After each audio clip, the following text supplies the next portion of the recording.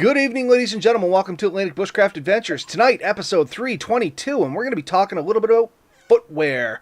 And this was your idea, Ben, so as normal, I'm going to get you to lead us into this because this is coming from a personal experience, if I'm not mistaken. Yeah, and this is the first time, and probably won't be the last time we talk about footwear. But I think it's an important thing. Like, it really is. And I've kind of come across some new information recently that I kind of wanted to share. I don't know if it's new or new thoughts, but what brought this to mind, I'll just start with that, I guess, is I was at a major outdoor store. I know, shocking for me. Nobody believes this story so far. But and they had some deals on some boots, and I tried a few on. I walked around. I really liked them. And so I bought them, and I had them for a while, and it did a couple of longer hikes, walks with it, and I noticed it was really hurting one of my toes, specifically my right little toe. It was pinching it in a certain way that hurt. And if I just sort of adjusted a little bit, I was fine. But I was like, if I had to do a long hike, or I had to do, like, say I was trying to do the PCT, or the Appalachian Trail or something like that, these boots would not make it to the end of the trail, right? Like, they would definitely be getting tossed the first chance I had to buy something different. And so I got thinking, like, what should we be looking at in a shoe? And this is something else I heard recently. I was watching some people doing the ATC, and they were telling me that they weren't telling me, they were telling their viewers they stopped wearing waterproof boots, which I always considered fairly important. Like, I liked something that was water resistant, at least as high as it was. And we've always said, good ankle protection is a must for me and you, probably because we're plus size people and we move like we're lighter people. Yeah, I was going to say, if we roll an ankle, it's not rolling an ankle, folks. It's snapping an ankle. So, we have some mass behind us, and we tromp through the woods at a decent pace, and we aren't always the most careful where we step. So we have, through pure need, we're pretty sure-footed. Actually, funny enough, I had to get a balance test done. I have exceptional balance for a man of my size. And especially, you can't not with being us. Anyways, taken for granted, you're right. But the point there is, it doesn't take much to mess up and potentially injure ourselves. So we have to be somewhat careful of that. So we do suggest, like, if somebody asked us, we would generally say, get something that's above the ankles, like a higher shoe. I think 6 or 8 inches is what I tend to go towards. And I like something with laces. I like to be able to strap them down pretty good. And I try to get something that's relatively waterproof because, honestly, I've never dealt with, hot feet. My feet stay pretty comfortably, and I can walk, good sturdy pair of boots. I'll walk over anything, broken glass, jagged hills. I enjoy that.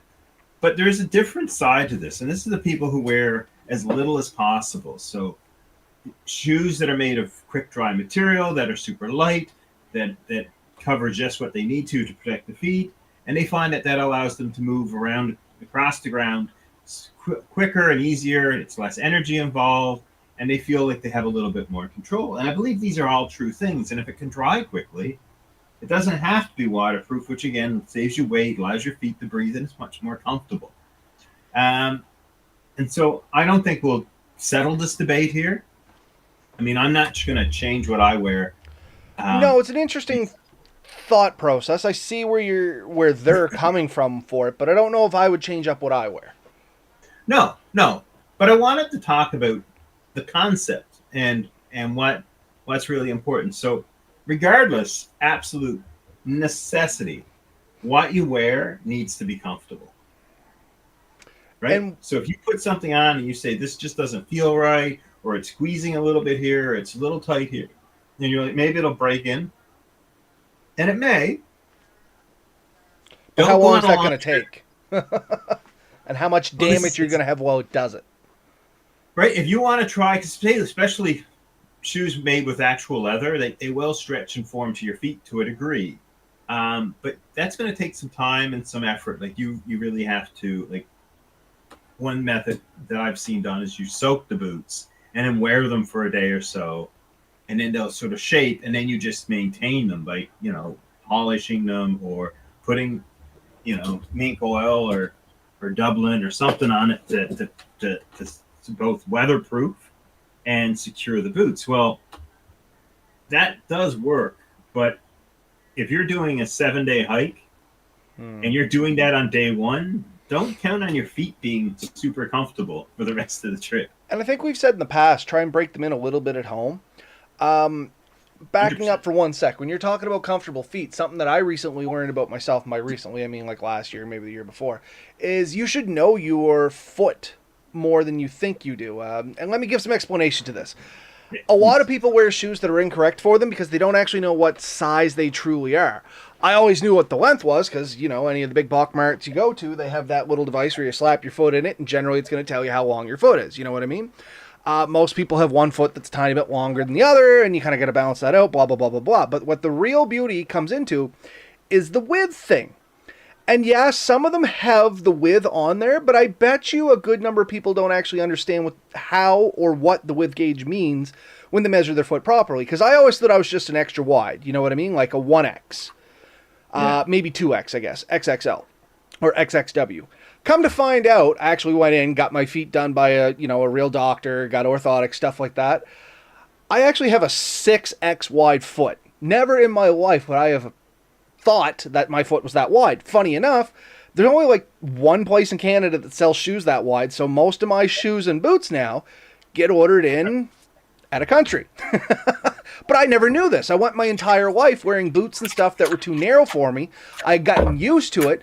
And I actually ended up damaging my foot. I actually have one of my toes on my right foot curves over now, and it has a protruding bone. Most often we call it a bunion, but in this case it's actually defecting the bone as well. And yeah, that was from wearing improper footwear my entire life. I grew up with it and disfigured my foot based on that. So really, folks, if you don't understand exactly what size your foot is, that's a good place to start, because once you get something that truly fits, you realize what comfort can be. Yeah, and take it from somebody who has wore shoes that weren't the right size for various reasons. It's detrimental to comfort. It does make everything more difficult, and so it is really important, like you said, if you can, go somewhere to get your feet properly measured. Probably check in, because there probably is changes over time. Just just. Oh no! All I was going to add in there was it's not really that hard. A lot of people think it's very intrusive. I'm going to tell you how mine went. Literally, buddy took his tablet, turned on some application, set it on the floor on a line, and told me to walk down a line. That was basically it. And then he took a couple pictures of my feet, and a couple weeks later, he told me that I had my walking patterns, my feet size, my orthotic recommendations. Like, there was very little physical contact involved. I'm a person that hates to be touched by people I don't know. Like, I'm not a touchy-feely person. And that's always stopped me from getting stuff like this done, because I especially don't like my feet and crap like that being touched, which is a big thing for a lot of people. From my experience, it is very non-intrusive. If that is a fact or a statement or a fear that is keeping you from going in, let me alleviate that for you, because it was one of mine. As unreasonable as it sounds, it was one of mine. Good point. Yeah. So, make sure you're wearing the correct size footwear. Make sure you're wearing footwear that's comfortable. Make sure you're wearing footwear that's going to allow you to move in the environment you're planning on moving in. And that doesn't mean you can't have a stiff boot, but just understand where your body, how your mind, how everything works, and find something that works for that. Also, doesn't hurt to have a little bit of an idea of what you're planning on doing. For years, I just wore the biggest, heaviest boot I could find, because then I figured I was equipped to do almost anything. The reality is I'm not, because with the biggest, heaviest boot, you're not equipped to do running. You know what I mean? And it's a lot of extra effort and weight and, wear on your body and stuff like that. I had the very similar thought pattern. I'm going to let you continue with yours, and then if I have any interesting tidbits, I'll come back. Now, as you know, if you see Ben running, try to keep up, because something's wrong. Something's very, very wrong. and he's either going towards something very dangerous or getting away from something very dangerous, depending on why he's running. But either way, something very dangerous is in one of those directions. If you want to be safe, run in a perpendicular direction. That's fair. Yeah. I guess something else worth mentioning when it comes to this stuff is building on where you said, know where you're going. Because if I was going to buy footwear for, say, out where Ben was in BC, it would be different than the footwear I buy here for Nova Scotia. Now, here in Nova Scotia, and I'm just giving, these are, life experiences, folks. I'm not just pulling crap out of my butt. But let's take wildland firefighting, for instance. Something I was a part of many years, have a lot of experience with it. In Nova Scotia, one of the requirements here is to have boots that are steel-toed. Saves your feet. You know what I mean? That's the first thing that comes to mind, is if your toes get pinched, it's not a problem. You got the steel plating. But the reason we can have that here in Nova Scotia, we don't have the angular climbs that you folks have out there in BC. It's a lot more mountainous terrain. You're doing a lot more climbing up hills, down into valleys, things like that. In that instance, the firefighters in your area, or the wildland firefighters at least, their requirement is they cannot have steel toes, because where their feet are constantly going down an incline or up an incline and poking them back, that steel plating or Kevlar plating or hard plastic plating, depending on what you got for boots, that actually starts breaking out of the mold of the boot and it'll start digging into your foot. So something I was always guilty for was getting boots with steel toes. It was an absolute requirement of mine until the first time I went to BC. You know what I mean? Then I learned real fast, not the best option.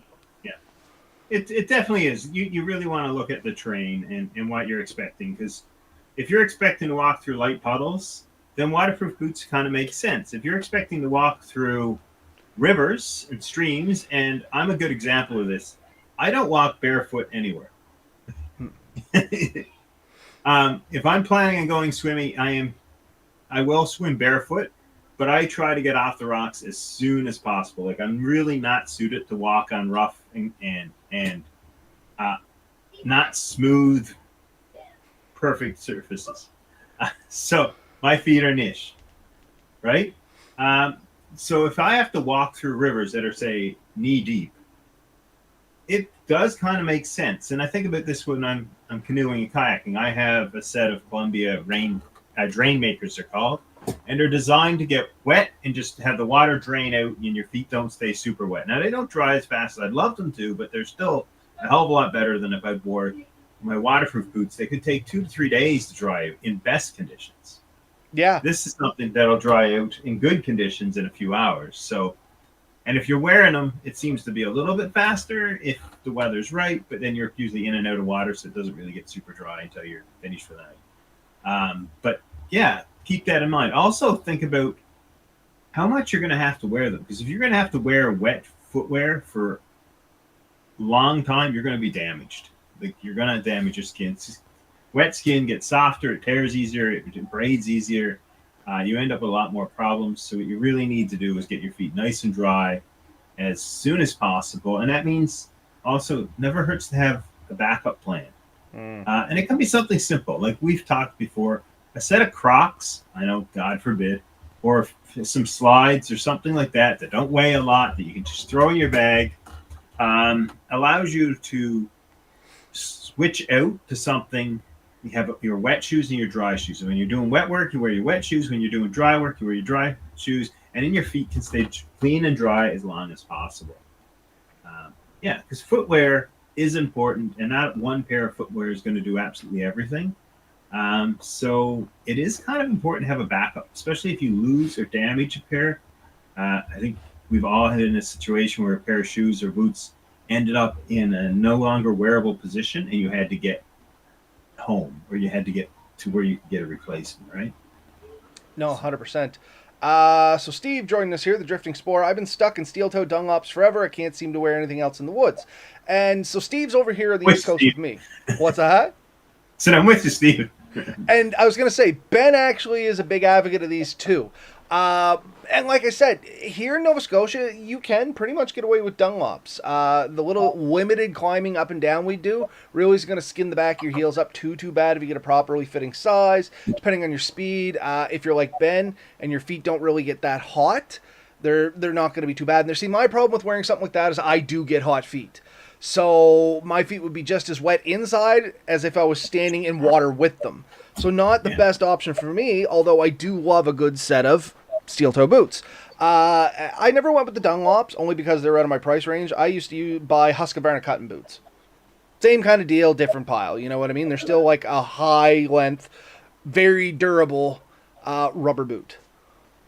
And man, for years it was the Baffin, and that's when the Baffin was cheap. They're kind of expensive now. But if you remember the original, we called them welfare boots at the time. They were just Haven't heard that term in a while, but yeah, I know what you're talking about. just the ugly green rubber boots with the felt liner that you could wear 24/7. For years I had to wear those, and that was the solution. I mean, they were super warm and comfortable. I can remember putting those on after a day of skating, and there's nothing better in this world than putting. Fair enough. That is the best feeling ever. And that's the thing. Yeah, Baffins were great. We called them tie rubbers. And they have a bunch of different names. But Ben described them perfectly as those old green boots with felt liners inside. I think most of us, dare I say, rednecks on this side of the world, have probably had a couple pair of those in our lifetime. If we still don't, I might actually have a pair out in the closet. But yeah, no, they're a great boot. But once again, it may not be the boot that I would wear doing like the Appalachian Trail. You know what I mean? No. That's probably going to get a little long in the tooth over the time. So, I mean, I think that's the big point here. And we have to have a point, because otherwise, what's the point? But the big point is, there is no perfect solution for absolutely everyone. There's no one pair of shoes or boots that we're going to recommend here today that's going to solve every one of your problems. And I'm also going to say that just because it works for you doesn't mean it doesn't work for someone else, but it may very well work for you. And like I said, I've wore the cheap belt-lined rubber boots. I've wore combat boots. I've worn parade boots in the woods, steel-toed parade boots. Beautiful. I had no trouble with them. I was going to say, I figured they'd be a little stiff. They'd be hard on the tops of your feet. I never had those problems, but maybe now I would actually. But when I was an 18, 19-year-old teenager, that's what I often wore. Oh, you don't notice pain at that age. It's no penis. No, agreed, right? But I spent a lot of years in the woods with that sort of thing. I rarely owned sneakers and stuff like that. And we even kept like a pair of runners or something, like our old school shoes from the year before. They ended up at the cabin. We were called them water shoes, and those are the shoes you'd wear when you were playing around in the river. That way you wouldn't get bit by the snapping turtles? That's what we had them for. Well, there's snapping turtles where I'm from, but when you left the cabin for the evening or whatever, you just hung them up outside so they'd sort of dry off, and the next time you showed up, they were usually pretty dry, and you'd walk around in them again. All these things work. Like, they do work, and you can go a lot of places with a lot of stuff. Now, I am going to say I do not think dress shoes or high heel shoes have a place in the woods. I don't think they're safe. But other than that, I've worn Crocs in the woods. I've worn slides. I hate slides, by the way. I don't know how anyone wears them. Not a fan. I wear them as slippers. Like for my house slippers, I wear a pair of what you call slides. Yeah. So. I can't even. No? I don't mind for slippers, but that's it. They tear the top of my feet right up. We bought a set. Missy's like, how do you wear this ridiculous footwear? She said, you got to get something. So she said, you got to get some sandals. We found a set of slides. I wore them once. At the end of the day, I don't know. I hated anything more in my life. Now, to be fair, I wear mine with socks. And I guess on the mention of socks, and I know somebody just rolled their eyes and hates me now, but that's okay. They're my slippers. On the mention of socks, while we're on the topic of footwear, something that's really important is your socks. And not all socks are made the same, especially when you're doing a lot of walking. And the big one here is going to be tube socks. Tube socks are meant for sneakers, great in sneakers, and they'll do in boots depending on where you're going and how far. But I mean on really long hikes, and I'm talking like when I used to go with natural resources and stuff, and I did wear tube socks starting off as a young fella, and I always got blisters on my feet, like non-stop. And then I changed my socks, problem solved. Change your life. Change my socks, change my life. So, on that note, there are some decent options for socks out there, and some people aren't going to like this, maybe unpopular opinion. I like wools or synthetics. I prefer to get a synthetic wool just because I don't find it as itchy against my feet, and if I'm going to wear real wool, you can get what's called sock liners, And Yes. basically, they're just a real thin sock to put on under your socks. And if I'm wearing full wool, generally I'll jam a set of those on. And honestly, pound for pound, it's hard to beat wool. It's great abrasion resistance to it. It doesn't tend to blister skin that bad, and it retains 70% of its heating even when it's wet. So I Yeah. mean, it's a good material. It's just the feel of it. A lot of people don't like it, and it is a little heavy. It's warm. The one thing, like the knit wool socks, are thick, and in a tight pair of boots, you will notice it. It can make them a little uncomfortably tight. You can also start to feel the knitting. Like you can actually feel it. I Mm. felt it in my heel. I felt it in the top of my feet. You can take your feet out and you can see the marks sometimes. Um, but yeah, they're hard to beat from that perspective. But if you're going to wear that, make sure you have shoes that are maybe a little bit bigger than you would normally wear if you're wearing a really thin set of athletic socks. That being said, there's some really good points here. There are some socks that bridge the gap between shoes and socks, so they have a bit of a traction to them, Mm. a little bit of you know shoe sock or something I think they're called. But yeah, a good pair of like wool socks, sort of these, hard to beat, especially for long walks. They do prevent blistering and stuff. The liner suggestion you got really works, or a really thin pair of sports socks will do the same job. There's also this. This is something I've really liked. These are waterproof socks. And I want to Uh, try a pair of those. As soon as we're done talking, I think I'm going on Amazon. This is 3 or 4 times you flashed them up and talked about them. And I'm yeah, done. I think I got to get myself a set of these. Do you use them in the boat? I have. I have used them in the boat, and what I did really, very much so, was trying to keep my feet as dry as possible. Um, and so eventually they did start to break down as they stopped working as well as they did, but they made a world of difference on the trip, and I highly recommend it, especially if you're doing a long trip where you're expecting to have wet feet for a lot of it. A good pair of socks and swapping them out, and that's the big thing. Like if you're gonna walk through a lot of water, you're getting in and out of a boat, or you're crossing a lot of rivers. If you can have, like I said, the wet system and the dry system, have that. Have good dry socks and have the wet socks that you're just going to throw on before, because you know they're getting wet anyways. And it protects your feet. The last thing you want to do is hurt your feet. I mean, it's the only way in and out of most places is walking. You know, even if you're canoeing, you're rarely canoeing right to your car. You can canoe to the beach next to your car, but you still have to cross that beach. You still have to get home.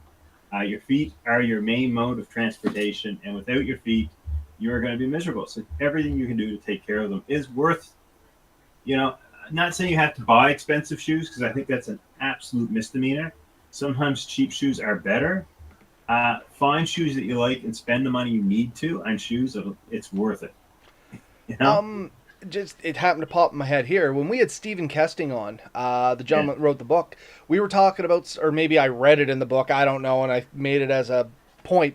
But he talked about footwear in there a little bit, and I'd have to pull my notes up to see what page it was, and I probably did make the note of it. But he talked about footwear. He talked about keeping your feet dry. So once again, plugging his book, because I thought it was a great way to stick it in here. But more specifically, he talked about those waterproof socks. And I think he talked about neoprene socks as well, and that's what he was wearing a lot of the time while he was in the canoe. Not the canoe, the kayak. So neoprene's what they use in wet and dry suits. Actually, you see it in both, or at least the ones I've come across.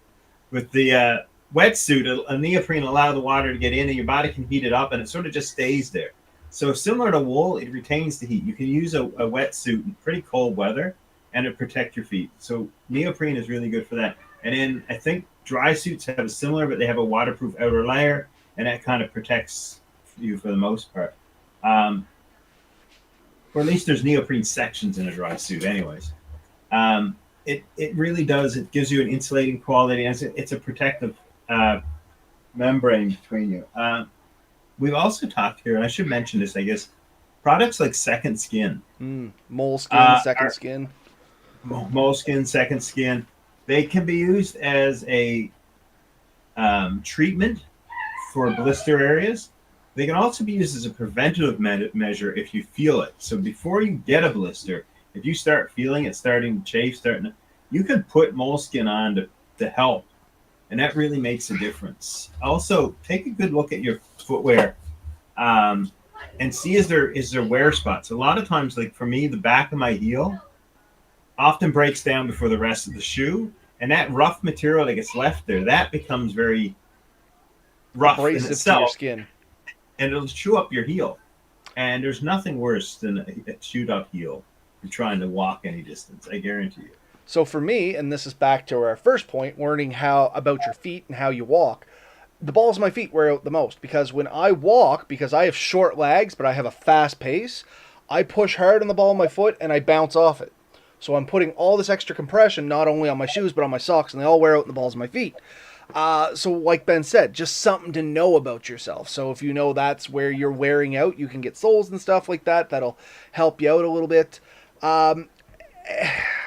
I didn't know if I was going to talk about this, but I am going to throw it in there. When we're talking about moleskin and second skin, there is varying luck with duct tape. And I know Ben's going to smile at this one because there's two sides to this coin. Yes, if you have a blister and you put duct tape on it, it will help if you have to continue walking. It'll also help prevent chafing and stuff like that. The thing is, kind of once you stick the duct tape on, you are committing until it either falling off on its own or staying until the blister's gone. Because if you go to pull it off, there comes the problem. If the blister's already formed, a lot of times you can tear that blister open. And that's kind of the downside of duct tape. And I know, and that's kind of why I want to talk about it on this segment, because somebody is going to say, oh yeah, just use duct tape. Yeah, duct tape will work in a pinch with a caveat of you're committing to it. Like, don't just think you're going to put it on and rip it off. Maybe for a little blister or something like that, you might get away with it. But like if you get a big water blister, which is what people tend to get on the back of their heels and where they're going to be using this stuff, you go rip that off, you're just going to rip some of the skin off of that blister and cause yourself a whole other level of hurt. So before you run out there, start buying your duct tape and saying, oh yeah, this is just as good as everything else. Just know what you're getting into. I'm not going to say, yeah, it's good or no, it's bad. That's just what I know about it from personal experience. And I have heard the research and the studies, if you want to call them that, about the chemicals in duct tape will help reduce blisters faster, blah, blah, blah, blah, blah. Don't know. Not a doctor, not a scientist. You folks can figure that out on your own. But for me, yeah, it prevents chafing until you go rip that sucker off fast, and all of a sudden you just created a big mess. Yeah, and just honestly, getting the glue off your skin can be an issue, and that can tear up other issues. Like you really have to be careful with any product you're using. There are some good products out there. Honestly, any good pharmacy is going to give you plenty of options, including moleskin, second skin. There's a liquid material you can get that puts on. It just helps protect it. I've used a lot of these products to varying degrees of success. Also, things like foot powders. Anything like that. If your feet are getting wet, if they're getting, take the time to dry them. It doesn't hurt to have a small towel that you can quickly dry your feet off with, put a bit of powder on them, put a fresh pair of socks on, and then hopefully you have dry footwear. If not, we've talked about this too. A plastic bag, bread bag used to be really good. You slide it over your sock on the outside and then put it in your shoe. It won't last forever. It will fail at a point, but it'll keep your feet dry for quite a while, and that makes a difference. That allows your feet to heal. It allows them to feel a lot better. Yeah. 100%. And a good comment here from Andrew. I'm totally pro trail day socks and camp/sleep socks. So we're getting to that point, but it's a good way to end this episode too, is take care of your feet. And by doing that, that is an excellent idea there, Andrew. It keeps your feet dry and clean. And that's kind of what we've been alluding to at the end of this, is that is a key regardless of your footwear. You have to take care of your feet. Your feet are your base. They are how you make contact, how you get around. So keep them clean, keep them dry. If you're running around in soggy socks and shoes all day, the second you can get your feet out and breathing, like Ben said, get them out, get them breathing, throw some powder on them, give them a cleaning. Don't just dry your feet. You do want to clean them off. Your feet do and can grow bacteria in there, and you get athlete's foot. And if it goes too far, you can get trench foot and a few other things like that we've talked about in past episodes, so I won't bore you on the gruesome details. But there is things out there that will make your life miserable that can be easily prevented by keeping your feet dry, keeping them clean, and like Andrew said, keep good clean socks on them as well. Don't throw wring them out in the river and slap them back on. Might have got the stink washed off, but there's still a lot of stuff trapped in those socks. Yeah, it's worth using a bit of your soap and water and giving them a good scrubbing, allowing them to dry on a line. Um, to me, a fresh pair of socks, a fresh pair of underwear every day, absolutely essential. Um, and yeah, I have no problem. Like, even like you put your fresh set on the night before, sleep, get up, wear them the next day if you have to. Um, for me, I try to sleep with as little on as possible at night. So I have a liner for my sleeping bag to help with that. And then I allow my clothes to air out and dry and stuff. And I put a fresh pair in the morning. That way I'm wearing fresh clothes as long as possible. I don't like leaving clothes on me for too long. It does get uncomfortable. Take care of take care of your gear. It'll take care of you, but also take care of your feet. It's essential. So yeah, find shoes that are good, meet the requirement of what you're doing. Think about you and how you move and how you need. So what works for everyone else is not necessarily going to work for you. It does not hurt to see other people's opinions. Uh, but yeah, how I move through the woods, my wife's favorite expression is not everyone has been. And so I can't tell everyone else how to be them. But what I can do and what I like doesn't mean it's going to be what you can do and what you like. Um, and nor am I you. So what you works for you is not necessarily going to work for me. So take the time to find out what really works for you, but put some time and effort into it. Think about what it means to you and what you really want. Because people tell me, I don't wear this, it's too heavy. Then obviously you shouldn't be wearing heavy shoes, right? 100%. So I guess to sum up tonight's episode, educate yourself, know where you're going, what the terrain's going to be like, but also know about your own feet. Know what size you really are. Know how you walk, where your hot spots are going to be. Where do you fall hard on your feet? So educate. Then look for boots that are going to meet the requirements, boots, shoes, whatever, footwear that's going to meet the requirements of what you just researched. So if you're going to go climbing the rocks and stuff like that, unfortunately, Steve, your Dunlops may not be the best option. Maybe for you they are. For me, they probably wouldn't be. And then lastly is upkeep or maintenance. Keep your gear running good. And if that, that can come into durability and stuff like that. But also keep your feet running good. So keep them clean, keep them dry. That's the 3 points I have there, Ben. What's your follow-up on that? And then we'll sign off for the night. No, I think you hit the good points. Exact same thing. Get out there. I guess the one thing I'd add, try them out before you go for a longer trip. Make sure they fit well. And get rid of them before they completely fail. That's actually really good advice. So many people I've seen out there with shoes, they're just getting comfortable. But like literally the soles are falling off of them, their toes sticking through the side, the laces have completely failed multiple times, the eyelets are coming out of them. Every part of your shoe is important, and if it's worn down and failing, it's only a matter of time that becomes a bigger issue. If you wear through the sole of your foot, it's now going to get wet through that. Stuff can poke you harder. It's such a risk. So take the time to wear good footwear. Maintain it, and when it's time to get rid of it, get rid of it. Probably with enough time to get used to the new shoes, you're going to have to replace them. 100%. And last episode, I threw some homework on there, and it just happened to pop in my head now, so I'll throw this out as homework, or maybe for further studying. Learn how to tie your shoes and boots, because not all methods of tying your shoes and boots are equal. There are things you can do, depending on how high you lace them up, and stuff like that, that's going to give you a better fit and put the pressure where you want it on your shoes. Tons of YouTube videos out there on how to do that. The big one I'm thinking of is the locking loops on sneakers that most people don't actually know how to use them. If you don't know what I mean, go look it up. It's worth it. It changed my life, is all I'm going to say. Changed your life. But I think that's it for me here tonight, Ben. We are over a half hour. We're at about 35, but that's not too bad. Not too bad.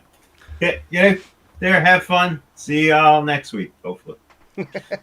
See you, folks. You'll see somebody next week. Night, all.